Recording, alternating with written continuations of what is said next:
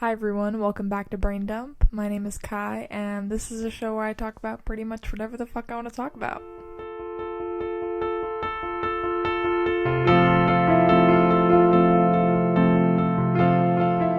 So today I'm going to be talking about Life is Strange Reunion and how I'm kind of excited for it. And I get a little nervous saying that because I don't know if you know, but the Life is Strange fandom is a little relentless when it comes to people's opinions. And people have very mixed thoughts about this game. And I just kind of wanted to share my thoughts about it before I play it. Because, I will be talking about it after I play it like 5 times. So, I'm wearing my Arcadia Bay shirt today. Okay, I think we're good. I need a new mic. Every time I move so slightly, it shuts off the recording for some reason. I think we're okay. I just need to not move as much. Okay. So, first I want to talk about the reasons that I am excited for this game, because as much as people have things to say about it, and there are we'll get to it, little downsides. There are some things that I'm really excited about. First being the rewind power being back. I am super excited for this because that's the one thing where in choice-based games like this where you make a choice and you instantly want to redo it, and obviously besides the first Life is Strange you don't really get that option.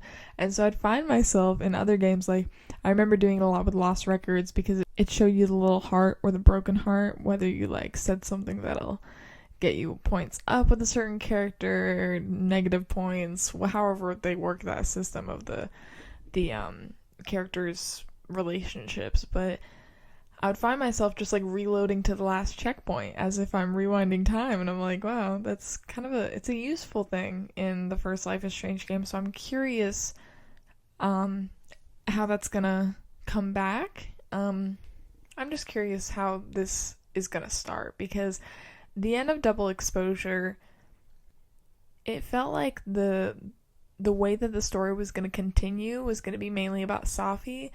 And through this trailer and everything, it doesn't seem like it's gonna be about Safi. Yeah, she's in the trailer, but I don't know how they're gonna continue that storyline with her power and her becoming this evil person. I don't know. It's just I'm curious to see how they're gonna continue her storyline and make that work.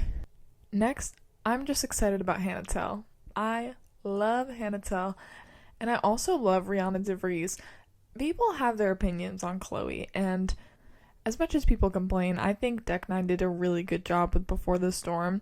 And of course, Chloe was originally Don't Nod's character, but the Chloe from Before the Storm, obviously it's the same character, but that's Deck 9's character. They built that character, and I think that's the Chloe that we're gonna see in Reunion.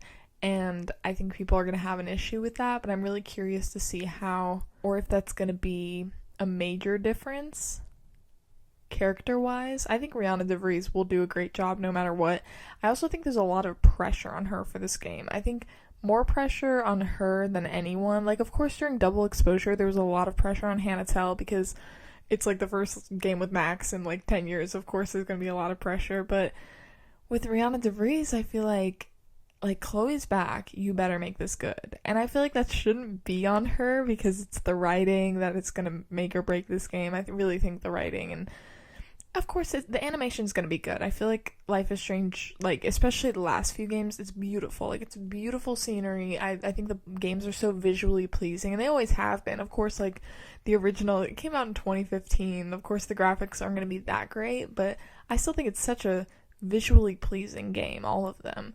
But yeah, I'm just really excited for Max and Chloe just as a duo to be back, and I'm also just interested to see that because this game was created with motion capture, and most of the time, I know with Lost Records they did chemistry reads with the mocap, and because Hannah Telle and Rihanna DeVries didn't do a chemistry read together, I wonder how they're going to interact with each other, because they've definitely known each other for a while. Hannah Telle did work on Before the Storm as well, and then Rihanna DeVries had a few lines in Double Exposure, so they've known each other, but I'm just kind of interested to see how that's gonna be portrayed during the game. I'm excited that this is gonna wrap up Max and Chloe's story. A lot of people do say that, after the first game, it was very definitive, this is just the end. I'm satisfied with this ending. But I feel like since they're making another game, it's like, okay, I guess there's more story to tell, but I hope that they do wrap it up nicely because in my opinion, I feel like Deck 9 has a tendency to like make the first few episodes really good and then it's very anticlimactic. And I feel that way about Double Exposure. I think after the end of chapter 2, it was like, don't get me wrong, you can listen to my episode about Double Exposure. I didn't hate the game, but it definitely wasn't my favorite. But the ending was just a little anticlimactic. Same with True Colors. I feel like the choice at the end was very anticlimactic.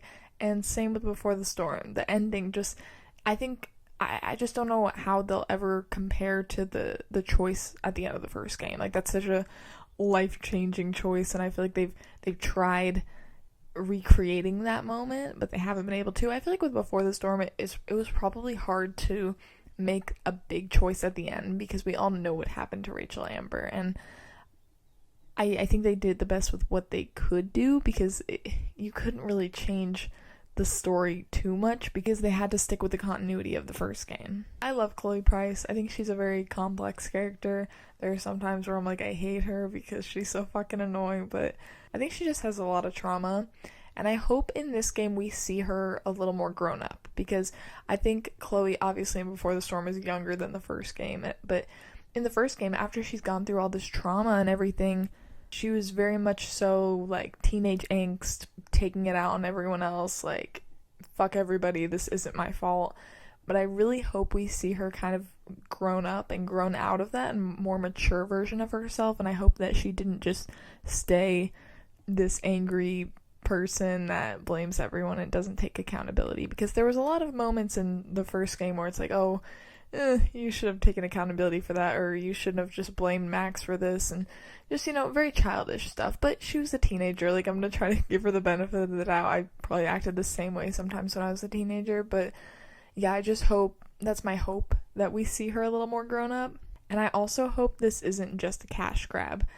I feel like no matter what way you look at it, it's kind of like, yeah, this is a cash grab, but even if it is, I hope that they actually tell a great story with it being a cash grab, because it's Chloe Price. Everyone wants Chloe Price back, but I hope they are able to wrap up Max and Chloe's story in a satisfying way. Like, I'm not gonna have any lingering questions like why did this happen, because there was a lot of plot holes in Double Exposure that didn't make much sense, and I really hope there's not a whole lot of that in this game, because it's very frustrating. And now that we know this is their last game, like, of Max and Chloe, we're not going to get any answers to those questions if there are, things that, like, plot holes that aren't really resolved. Okay, so I just listed a lot of things that, I was excited about, but also things that I was nervous about.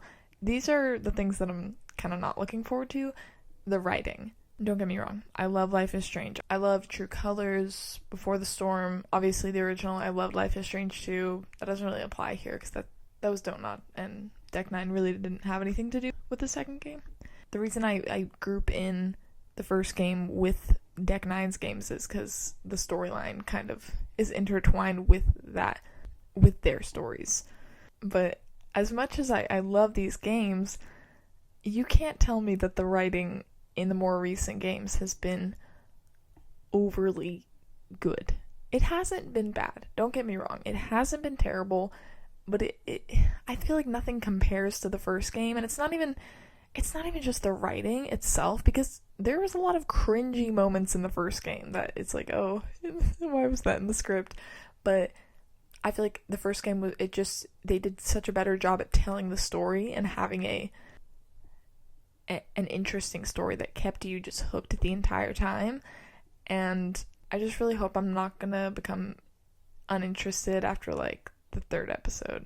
I feel like the Life is Strange fandom is very critical about, especially the new games. People are just very like, nothing's gonna compare to the first game, because if you really think about it, I don't think anything will compare to the first game. Like, the vibes of Life is Strange, just everything about it, it's so nostalgic too, because a lot of people played it, in 2015, so it's like nothing can replicate that. So I think people are gonna be upset no matter what, but I'm gonna try to go into it with a positive mindset and being like, okay, I'm gonna enjoy this game. It's the last Max and Chloe Life is Strange game, so I'm going to enjoy it. And So I'm excited. There's still literally a month and a half left until the game, but I'm really excited about it, so yeah. Okay, let's see what else is going on. I start physical therapy tomorrow, which is very exciting because I talked about my health issues last episode, I think. So I'm super excited about that. I've had terrible posture this entire episode. I started these new supplements. I started taking B12 and magnesium, and so far, I think I need to give it more time because I'm always like, nothing's changed. I should just stop taking it, and I just don't give it enough time. Like, I've been taking it for like a week, obviously. I'm not gonna feel the full effects, but I've heard it's really good for fatigue, muscle pain. Those are the main things that I saw it was good for, and those are the main things that I need help with, so I'm taking new supplements. I don't know why I felt the need to share that with you guys. I'm gonna start doing video game of the week because why not? I'm always playing a video game. Video game of the week is Until Dawn. Did I tell you guys that I played that already? Maybe I'll make an episode about that. I don't know. I played it with my boyfriend the first time I played it, and now I'm replaying it second time, and I really like it. Yeah, I think I'm gonna make an episode about Until Dawn because it's so good, and I'm like so late to the Until Dawn train, but I'd always heard about it, but I had no clue what it was about, and I feel like if I knew what it was about sooner, I would have played it a lot sooner. It was really good, but yeah, Until Dawn, game of the week. Okay, books of the week. Guys, I've been locked in. So I finished Horror Store by Grady Hendrix, and that was really good. It was about like this IKEA type store where people work this overnight shift, and there's a lot of like paranormal stuff going on. The ending of that book was really like fucking like what is going on? It was really good though. I started reading Throne of Glass. Guys, I'm not a fantasy person. I'm trying so hard. I'm on page 45, guys. I need to lock in. I've been listening to these audiobooks. I started reading the Walking Dead books, not the graphic novels, but like the actual novels.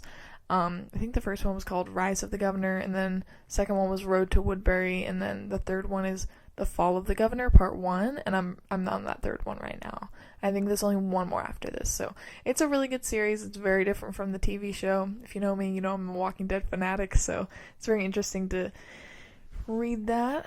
But yeah. Those are books of the week. I'm literally locked into audiobooks right now. Songs of the week: Mount Washington by Local Natives and Two Princes by Spin Doctors. I don't know why there's only two, but I only had two listed, so yeah.